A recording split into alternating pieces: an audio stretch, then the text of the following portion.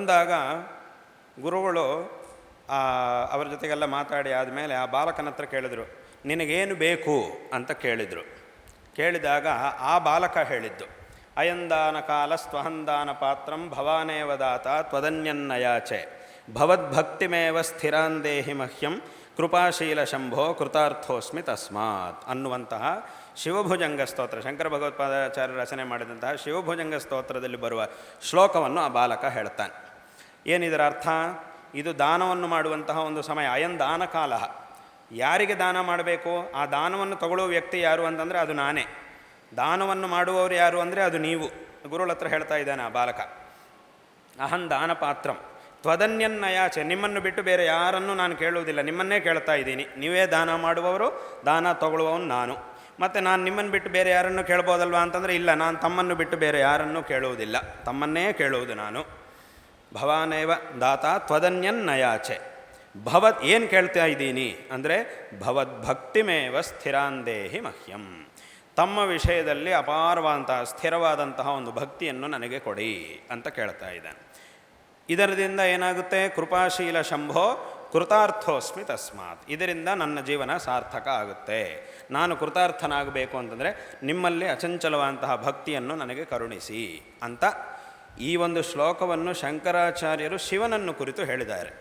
ಅದನ್ನು ಆ ವಯಸ್ಸಿನಲ್ಲಿ ಆ ಬಾಲಕ ಗುರುಗಳನ್ನು ಕುರಿತು ಈ ಒಂದು ಶ್ಲೋಕವನ್ನು ಹೇಳಿದ್ದಾನೆ. ಆಗ ಅವರಿಗೆ ತುಂಬ ಆಶ್ಚರ್ಯವಾಯಿತು. ಈ ವ್ಯಕ್ತಿ ಸಾಮಾನ್ಯವಾದಂತಹ ಬಾಲಕ ಅಲ್ಲ ಅನ್ನುವಂತಹ ಒಂದು ಪ್ರೇರಣೆ ಅವರಿಗಾಗಿ ತಕ್ಷಣವೇ ಅಮ್ಮನವರ ಒಂದು ಪ್ರೇರಣೆಯಾಗಿ ಆ ಬಾಲಕನನ್ನು ತಮ್ಮ ಉತ್ತರಾಧಿಕಾರಿ ಶಿಷ್ಯನನ್ನಾಗಿ ಸ್ವೀಕರಿಸಿದರು. ಆ ಬಾಲಕನೇ ನಂತರ ಕಾಲದಲ್ಲಿ ಜಗದ್ಗುರು ಸಚ್ಚಿದಾನಂದ ಶಿವಾಭಿನವ ನೃಸಿಂಹಭಾರತಿ ಮಹಾಸ್ವಾಮಿಗಳು ಅವರಾಗಿ ಹಾಗೆ ಅಭಿನವ ಶಂಕರರು ಅನ್ನುವಂತಹ ಒಂದು ಖ್ಯಾತಿಯನ್ನು ಪಡೆದಿರತಕ್ಕಂತಹ ಮಹಾಪುರುಷರು. ಅಂದರೆ ಇದನ್ನು ಯಾಕೆ ಹೇಳೋಕ್ಕೆ ಬಂದೆ ಈ ಒಂದು ಸಂದರ್ಭನ ಅಂತಂದರೆ, ಆ ಶಂಕರರು ಬರೆದಿರತಕ್ಕಂತಹ ಸ್ತೋತ್ರದಲ್ಲಿ ಎಂಥ ಒಂದು ಗಂಭೀರವಾದ ಅರ್ಥ ಇದೆ. ಮತ್ತು ಆವತ್ತಿನ ದಿವಸ ಆ ಶಿಷ್ಯರನ್ನು ಗುರುಗಳನ್ನು ಸೇರಿಸಿದ್ದು ಶಂಕರ ಭಗವತ್ಪಾದಾಚಾರ್ಯರು ಬರೆದಿರ್ತಕ್ಕಂತಹ ಆ ಒಂದು ಶ್ಲೋಕ. ಆ ಒಂದು ಶ್ಲೋಕದಿಂದ ಗುರುಗಳಿಗೆ ನರಸಿಂಹಭಾರತಿ ಮಹಾಸ್ವಾಮಿಗಳವರಿಗೆ ತಮಗೆ ಶೃಂಗೇರಿಯಲ್ಲಿದ್ದಾಗ ಜಾಗವ ಬಿಡು ಅನ್ನುವಂತಹ ಪ್ರೇರಣೆಯನ್ನು ಅಮ್ಮರವರು ಯಾಕೆ ಕೊಟ್ಟಿದ್ದಳು ಅನ್ನುವಂತಹ ವಿಷಯದ ಒಂದು ಅದರ ಒಂದು ಜ್ಞಾನ ಆವತ್ತವರಿಗೆ ಉಂಟಾಯಿತು. ಈ ಕಾರಣಕ್ಕಾಗಿಯೇ ಅಮ್ಮನವರು ನಮ್ಮನ್ನು ಶೃಂಗೇರಿಯಿಂದ ಬಿಡಲಿಕ್ಕೆ ಹೇಳಿದ್ದು, ಜಾಗವನ್ನು ಬಿಡಲಿಕ್ಕೆ ಹೇಳಿದ್ದು ಅನ್ನುವಂತಹ ಪ್ರೇರಣೆ ಆಮೇಲೆ ಅವರಿಗೆ ಗೊತ್ತಾಯಿತು. ಹಾಗಾಗಿ ಅಲ್ಲಿ ಆ ಗುರು ಶಿಷ್ಯರನ್ನು ಸೇರಿಸಿದ್ದು ಯಾವುದು ಅಂತಂದರೆ ಈ ಒಂದು ಶ್ಲೋಕ, ಶಂಕರರು ರಚನೆ ಮಾಡಿದಂಥ ಒಂದು ಶ್ಲೋಕ. ಅಂದರೆ ಏನು? ಹಿಂದಿನ ಕಾಲದಲ್ಲಿ ಮನೆಗಳಲ್ಲಿ ಪ್ರತಿಯೊಂದು ಮಕ್ಕಳಿಗೂ ಸಹ ಈ ಒಂದು ಸ್ತೋತ್ರಗಳನ್ನು, ಅದರಲ್ಲಿರ್ತಕ್ಕಂತಹ ಅದ್ಭುತವಾದಂತಹ ಗಂಭೀರವಾದಂತಹ ವಿಚಾರಗಳನ್ನು ಮಕ್ಕಳಿಗೆ ಹೇಳ್ಕೊಡ್ತಾ ಇದ್ದರು. ಅದನ್ನು ತಿಳ್ಕೊಂಡಿದ್ದರಿಂದ ಮಕ್ಕಳಲ್ಲಿ ಒಂದು ಉತ್ತಮವಾದಂತಹ ಸಂಸ್ಕಾರದ ವಿಕಾಸ ಉಂಟಾಗ್ತಾ ಇತ್ತು, ಬುದ್ಧಿ ವಿಕಾಸ ಉಂಟಾಗ್ತಾ ಇತ್ತು, ಒಂದು ಉತ್ಕೃಷ್ಟವಾದಂತಹ ವ್ಯಕ್ತಿತ್ವದ ನಿರ್ಮಾಣವೂ ಸಹ ಮಕ್ಕಳಿಗೆ ಉಂಟಾಗುತ್ತೆ ಇಂತಹ ಸ್ತೋತ್ರಗಳನ್ನು ಪಠನ ಮಾಡುವುದರಿಂದ. ಹಾಗಾಗಿ ಈ ರೀತಿಯಾಗಿ ಎಲ್ಲ ರೀತಿಯಲ್ಲೂ ಸಹ ಶಂಕರ ಭಗವತ್ಪಾದಾಚಾರ್ಯರು ರಚನೆ ಮಾಡಿರ್ತಕ್ಕಂತಹ ಸ್ತೋತ್ರಗಳ ಒಂದು ವೈಶಿಷ್ಟ್ಯ ಅದು ಅಪಾರವಾದದ್ದು. ಇಂತಹ ಸಾವಿರಾರು ಶ್ಲೋಕಗಳನ್ನು ಅವರು ಅತ್ಯಂತ ಅದ್ಭುತವಾಗಿ ರಚನೆ ಮಾಡಿದ್ದಾರೆ. ಆ ಸ್ತೋತ್ರಗಳಲ್ಲಿ ಒಂದೊಂದನ್ನು ಸಹ ಪಠನ ಮಾಡೋದರಿಂದ ನಮಗೆ ವಿಶೇಷವಾದಂಥ ಒಂದು ಶ್ರೇಯಸ್ಸು ಪ್ರಾಪ್ತವಾಗುತ್ತೆ. ಹಾಗಾಗಿಯೇ ಈ ಸ್ತೋತ್ರಗಳನ್ನು ಇದನ್ನೆಲ್ಲ ಮಕ್ಕಳಿಗೂ ಸಹ ಮನೆಯಲ್ಲಿ ನಾವು ಹೇಳಿಕೊಡಬೇಕು. ಮಕ್ಕಳಿಗೆ ಚಿಕ್ಕ ವಯಸ್ಸಿನಲ್ಲೇ ಅವರಿಗೆ ಇದನ್ನು ಹೇಳಿಕೊಟ್ರೆ ಅವರಿಗೆ ಉತ್ತಮವಾದಂತಹ ಒಂದು ಸಂಸ್ಕಾರ ಬರುತ್ತೆ. ಆದ್ದರಿಂದ ನಾವು ಅವರಿಗೆ ತುಂಬ ಒಂದು ದೊಡ್ಡ ಉಪಕಾರವನ್ನು ನಮ್ಮ ಮಕ್ಕಳಿಗೆ ನಾವು ಮಾಡಿದ ಹಾಗಾಗುತ್ತೆ. ಆದ್ದರಿಂದ ಈ ಒಂದು ಸ್ತೋತ್ರಗಳ ಒಂದು ಪಠನವನ್ನು ಪ್ರತಿಯೊಬ್ಬರೂ ಸಹ ಮನೆಗಳಲ್ಲಿ ಮಾಡಬೇಕು. ಕೆಲವರಿಗೆ ಒಂದು ಪ್ರಶ್ನೆ ಬರುತ್ತೆ, ಅಯ್ಯೋ ಈ ಸ್ತೋತ್ರ ಪಠನ ಮಾಡುವುದು ಅಥವಾ ಈ ದೇವರ ಆರಾಧನೆ, ಈ ದೇವರ ಪೂಜೆ, ಈ ಆಧ್ಯಾತ್ಮಿಕವಾದ ಮಾರ್ಗ ಇದೆಲ್ಲ ಚಿಕ್ಕ ವಯಸ್ಸಿನಲ್ಲೇ ಯಾಕೆ ಬೇಕು? ಇದೆಲ್ಲ ನಾವು ವಯಸ್ಸಾದ ಮೇಲೆ, ಎಲ್ಲ ಮುಗಿದ ಮೇಲೆ, ರಿಟೈರ್ ಆದಮೇಲೆ ಬೇಕಾದರೆ ಅವಾಗೇನು ಕೆಲಸ ಇರುವುದಿಲ್ಲ, ಮನೆಯಲ್ಲಿ ಇನ್ಯಾವ ಕೆಲಸವೂ ಇರುವುದಿಲ್ಲ, ಹೊರಗಡೆ ಹೋಗೋ ಕೆಲಸ ಇಲ್ಲ, ಮನೆಯಲ್ಲಿ ಯಾವ ಕೆಲಸವೂ ಇಲ್ಲ, ಆಗಬೇಕಾದ್ರೆ ಇದನ್ನೆಲ್ಲ ಕೂತ್ಕೊಂಡು ಓದ್ತೀವಿ ಅಂತಂದರೆ ಆವಾಗಲೂ ಓದಲೇಬೇಕು, ಅದು ಬೇರೆ ವಿಷಯ. ಆದರೆ ಆವಾಗ ಮಾತ್ರವೇ ಇದನ್ನು ಓದಬೇಕು ಅಂತೇನಿಲ್ಲ. ಚಿಕ್ಕ ವಯಸ್ಸಿನಿಂದಲೂ ಇದರ ಅವಶ್ಯಕತೆ ಮನುಷ್ಯನಿಗಿದೆ.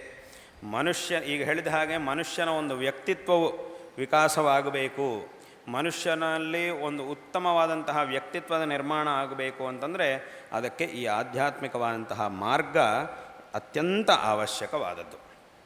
ಅದಕ್ಕೆ ಒಂದು ಉದಾಹರಣೆ ಹೇಳಬೇಕು ಅಂತಂದರೆ, ಈ ಆಧ್ಯಾತ್ಮಿಕವಾದಂತಹ ಮಾರ್ಗದಲ್ಲಿ ಎಲ್ಲರೂ ಸಹ ಅತ್ಯಂತ ಎಲ್ಲವೂ ಪ್ರಮಾಣವೇ, ಸಮಸ್ತ ವೈದಿಕ ವಾಂಗ್ಮಯವೂ ಪ್ರಮಾಣವೇ. ಆದರೂ ಅದರಲ್ಲೂ ಸಹ ಅತ್ಯಂತ ಪ್ರಮಾಣವಾಗಿ ನಾವು ಸ್ವೀಕರಿಸುವಂತಹ ಒಂದು ಅತ್ಯಂತ ಗೌರವವಾಗಿ ನಾವು ಪಠನ ಮಾಡುವಂತಹ ಒಂದು ಗ್ರಂಥ ಭಗವದ್ಗೀತೆ. ಆದರೆ ಈ ಭಗವದ್ಗೀತೆಯನ್ನು ಭಗವಂತ ಅರ್ಜುನನಿಗೆ ಯಾವಾಗ ಉಪದೇಶ ಮಾಡಿದ್ದು? ನೀನೆಲ್ಲ ಕೆಲಸಗಳನ್ನೆಲ್ಲ ಮುಗಿಸ್ಕೊಂಡ್ಬಿಟ್ಟು ಎಲ್ಲ ರಿಟೈರ್ ಆದಮೇಲೆ ನನ್ನ ಹತ್ರಕ್ಕೆ ಬಾ, ಆಗ ನಾನು ಇದನ್ನು ಉಪದೇಶ ಮಾಡ್ತೀನಿ ಅಂತ ಭಗವಂತ ಹೇಳಲಿಲ್ಲ. ಯಾವಾಗ ಅದನ್ನು ಉಪದೇಶ ಮಾಡಿದ ಮತ್ತು ಯಾವಾಗ ಅದರ ಉಪದೇಶದ ಅವಶ್ಯಕತೆ ಅವನಿಗೆ ಬಂದಿತ್ತು ಅರ್ಜುನನಿಗೆ ಅಂತಂದರೆ, ಯಾವಾಗ ಅವನ ಜೀವನದಲ್ಲಿ ಎಲ್ಲವುದಕ್ಕಿಂತ ದೊಡ್ಡ ಒಂದು ಜವಾಬ್ದಾರಿ ಕಣ್ಣು ಮುಂದೆ ಇದೆಯೋ, ಮಾಡಬೇಕಾಗಿದೆಯೋ, ಆಗ ಇದರ ಅವಶ್ಯಕತೆ ಅವನಿಗಿತ್ತು. ಅಂತಹ ಒಂದು ದೊಡ್ಡ ಜವಾಬ್ದಾರಿ ಅವನ ಮುಂದೆ ಇದೆ. ಆ ಜವಾಬ್ದಾರಿಯನ್ನು ನಿಭಾಯಿಸಬೇಕು ಅಂತಂದರೆ ಅದಕ್ಕಿರತಕ್ಕಂತಹ ಏಕಮಾತ್ರವಾದ ಮಾರ್ಗದ ದರ್ಶನ ಅವನಿಗೆ ಕೇವಲ ಭಗವದ್ಗೀತೆಯಿಂದ ಮಾತ್ರವೇ ಆಗುತ್ತೆ. ಆ ಭಗವದ್ಗೀತೆಯನ್ನು ಉಪದೇಶ ಮಾಡಿಲ್ಲ ಅಂತಂದರೆ ಇನ್ನು ಏನೇ ಹೇಳಿಕೊಟ್ರೂ ಸಹ ಅವನ ಕರ್ತವ್ಯವನ್ನು ಮಾಡಲಿಕ್ಕೆ ಸಾಧ್ಯವಾಗ್ತಾ ಇರಲಿಲ್ಲ. ಇದರಿಂದ ನಾವೇನು ತಿಳ್ಕೊಳ್ಳಬೇಕು ಅಂತಂದರೆ, ಇಂತಹ ಒಂದು ಮಾರ್ಗದ ಅವಶ್ಯಕತೆ ಬರೀ ಯಾವಾಗೋ ವಯಸ್ಸಾದ ಮೇಲೆ ಅಲ್ಲ, ವಯಸ್ಸಾದ ಮೇಲೆ ಮಾತ್ರವೇ ಬೇಕು ಅಂತಲ್ಲ, ಆವಾಗ ಬೇಕೇ ಬೇಕು, ಸಂಪೂರ್ಣವಾಗಿ ಆವಾಗ ಅದರಲ್ಲೇ ಹೋಗಬೇಕು. ಆದರೆ ಜೀವನದಲ್ಲಿ ಆರಂಭದಿಂದಲೂ ಸಹ ಇಂತಹ ಒಂದು ಮಾರ್ಗದ ಅವಶ್ಯಕತೆ ಪ್ರತಿಯೊಬ್ಬ ಮನುಷ್ಯನಿಗೂ ಇದೆ. ವಾಸ್ತವವಾಗಿ ಯಾವಾಗ ನಮಗೆ ಅನೇಕ ವಿಧವಂತಹ ಜವಾಬ್ದಾರಿಗಳು ಇರ್ತಾವೋ ಆ ಸಮಯದಲ್ಲೇ ಇದು ನಮಗೆ ಅವಶ್ಯಕವಾಗಿ ಬೇಕು. ಅದರಿಂದಲೇ ಭಗವಂತ ಅರ್ಜುನನಿಗೆ ಆ ಸಮಯದಲ್ಲೇ ಹೇಳಬೇಕಾಯಿತು. ಅದನ್ನು ಕೇಳ್ಕೊಂಡಿದ್ದರಿಂದ ಅವನಿಗೆ ಬೇಕಾದಂತಹ ಮಾರ್ಗದ ದರ್ಶನ ಆಯಿತು. ಪುನಃ ಅವನಿಗೆ ಎಲ್ಲ ವಿಧವಂತಹ ಮೋಹವು ನಾಶವಾಯಿತು. ಈಗ ಏನು ಮಾಡಬೇಕು ಅನ್ನುವಂತಹ ಒಂದು ಪ್ರಜ್ಞೆ ಅವನಲ್ಲಿ ಉಂಟಾಯಿತು. ಅದರಂತೆ ಅವನ ಕೆಲಸವನ್ನು ಅವನು ಮಾಡಿದ್ದಾನೆ. ಹಾಗಾಗಿ ತುಂಬ ಜನ ತಿಳ್ಕೊಂಡಿರ್ತಾರೆ, ನಮಗೆಲ್ಲ ತುಂಬ ಜವಾಬ್ದಾರಿಗಳಿವೆ, ಆದ್ದರಿಂದ ಇವಾಗ ಇದೆಲ್ಲ ನಮಗೆ ಬೇಡ, ಎಲ್ಲ ಮುಗಿದ ಮೇಲೆ ನೋಡ್ಕೊಳ್ತೀವಿ ಅಂತ. ಆದರೆ ಅದು ಸರಿಯಲ್ಲ. ನಿಜವಾಗಲೂ ಎಲ್ಲ ಜವಾಬ್ದಾರಿಗಳು, ದೊಡ್ಡ ದೊಡ್ಡ ಕೆಲಸಗಳನ್ನು ಮಾಡಬೇಕಾದ ಸಂದರ್ಭದಲ್ಲೇ ವಾಸ್ತವವಾಗಿ ಈ ಮಾರ್ಗದ ಅವಶ್ಯಕತೆ ಮನುಷ್ಯನಿಗಿರುವುದು. ಹಾಗೆ ಪುರಾಣಗಳಲ್ಲಿ ಪ್ರಹ್ಲಾದ ಎಲ್ಲ ಭಕ್ತರಲ್ಲೂ ಮೊದಲನೇದಾಗಿ ಹೆಸರನ್ನು ನಾವು ಪ್ರಹ್ಲಾದನ್ನು ಹೇಳ್ತೀವಿ. ಸ್ತೋತ್ರವನ್ನು ಪಠನ ಮಾಡಿದಂತಹ ಸ್ತೋತ್ರದಲ್ಲೂ ಮೊದಲನೇದಾಗಿ ಭಗವಂತನ ಭಕ್ತರ ಹೆಸರುಗಳನ್ನು ಹೇಳುವಾಗ ಮೊದಲನೇದಾಗಿ ಪ್ರಹ್ಲಾದನ ಹೆಸರನ್ನು ಹೇಳಿದ್ದಾರೆ ಶಂಕರರು. ಅಂತಹ ಪ್ರಹ್ಲಾದ ಆ ಭಗವಂತನಲ್ಲಿ ಅಪಾರವಾದಂತಹ ಭಕ್ತಿಯನ್ನು ಹೊಂದಿದ್ದಾಗ ಅವನ ವಯಸ್ಸೆಷ್ಟು? ತುಂಬ ಚಿಕ್ಕ ವಯಸ್ಸು, ಅತ್ಯಂತ ಅಲ್ಪ ವಯಸ್ಸಿನಲ್ಲಿ ಅವನು ಭಗವಂತನ ಭಕ್ತನಾಗಿದ್ದ. ಹಾಗಾಗಿ ಇವತ್ತಿಗೂ ಸಹ ನಾವು ಪ್ರಹ್ಲಾದನ ಹೆಸರನ್ನು ಭಗವದ್ಭಕ್ತರ ಹೆಸರು ಹೇಳುವಾಗ ಮೊದಲನೇದಾಗಿ ಪ್ರಹ್ಲಾದನ ಹೆಸರನ್ನು ನಾವು ಹೇಳ್ತಾ ಇದ್ದೇವೆ.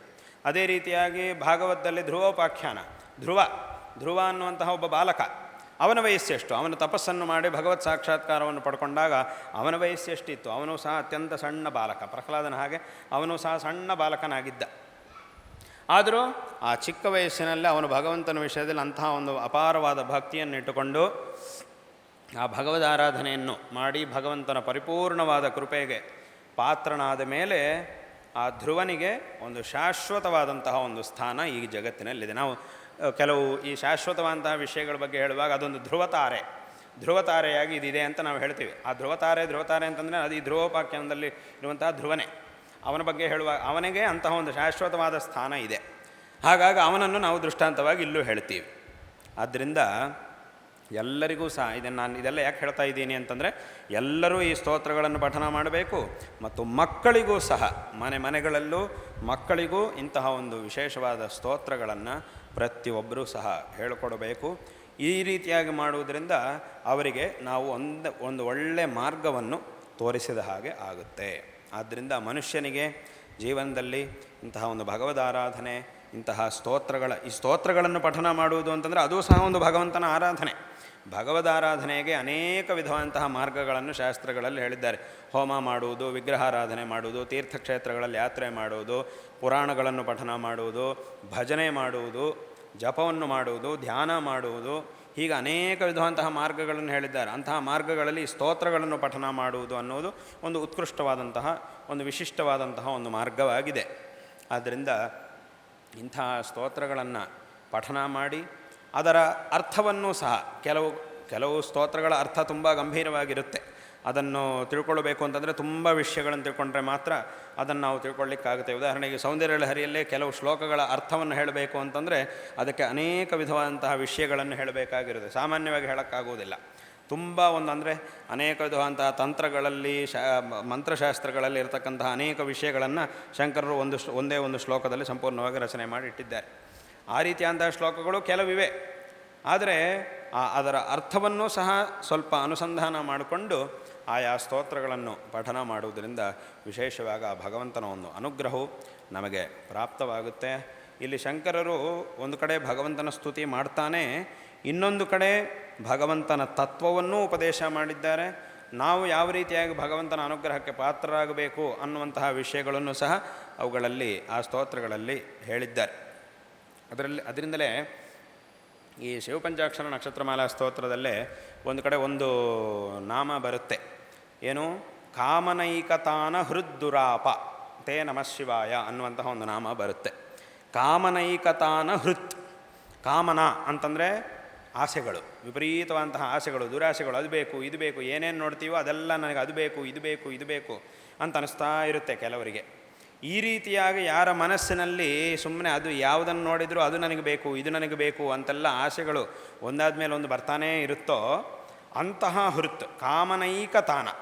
ಏಕತಾನ ಅಂತಂದ್ರೇನು, ಅದರಲ್ಲೇ ಆಸಕ್ತನಾಗಿರುವುದು. ಕಾಮನೆಗಳು ಎಷ್ಟೊತ್ತಿಗೂ ನನಗೆ ಅದು ಬೇಕು ಇದು ಬೇಕು, ಕಂಡಿದ್ದೆಲ್ಲ ಬೇಕು ಅಂತ ಅನ್ನಿಸ್ತಾ ಇರುತ್ತೆ.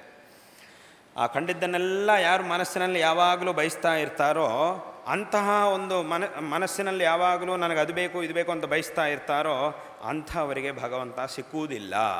ಅಂಥವರಿಂದ ಪಡೆಯಲು ದುರ್ಲಭನಾಗಿರ್ತಕ್ಕಂಥವನು ಅಂತ ಆ ಮಾತಿನ ಅರ್ಥ. ಕಾಮನೈಕತಾನ ಹೃತ್ ಅಂದರೆ ಹೃದಯ, ಮನಸ್ಸು.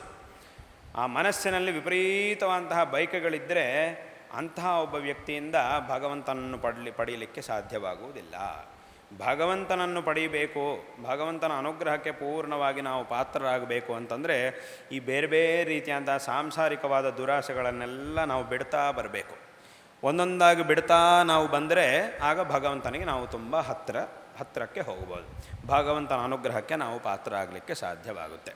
ನಮಗೆಲ್ಲ ವಿಧವಂತಹ ಕಾಮನೆಗಳನ್ನು ಬಿಟ್ಟು ಪರಿಪೂರ್ಣವಾಗಿ ಭಗವಂತನಲ್ಲೇ ನಮ್ಮ ಮನಸ್ಸನ್ನಿಟ್ಟರೆ ಭಗವಂತನ ಅನುಗ್ರಹವನ್ನು ಪಡ್ಕೊಳ್ಳುವುದೇ ನಮ್ಮ ಲಕ್ಷ್ಯ ಅನ್ನುವಂತಹ ಭಾವನೆಯಲ್ಲಿದ್ದರೆ ಆಗ ನಾವು ಪ್ರಾಪಂಚಿಕವಾದ ಯಾವ ವಿಷಯವನ್ನು ಬಯಸಬೇಕಾಗಿಯೇ ಇಲ್ಲ. ನಾವು ಯಾವ್ಯಾವುದನ್ನು ಬಯಸ್ತೀವೋ ಅದು ಬೇಕು ಇದು ಬೇಕು ಅಂತೆಲ್ಲ ಬಯಸ್ತೀವೋ ಅದೆಲ್ಲವುದನ್ನು ಬಿಟ್ಟು ನನಗೆ ಭಗವಂತನ ಅನುಗ್ರಹ ಬೇಕು ಅಂತ ಬಯಸಿದರೆ ನಾವು ಕೇಳಿದ್ದಕ್ಕಿಂತ ಜಾಸ್ತಿಯೇ ಭಗವಂತ ಕೊಡ್ತಾನೆ.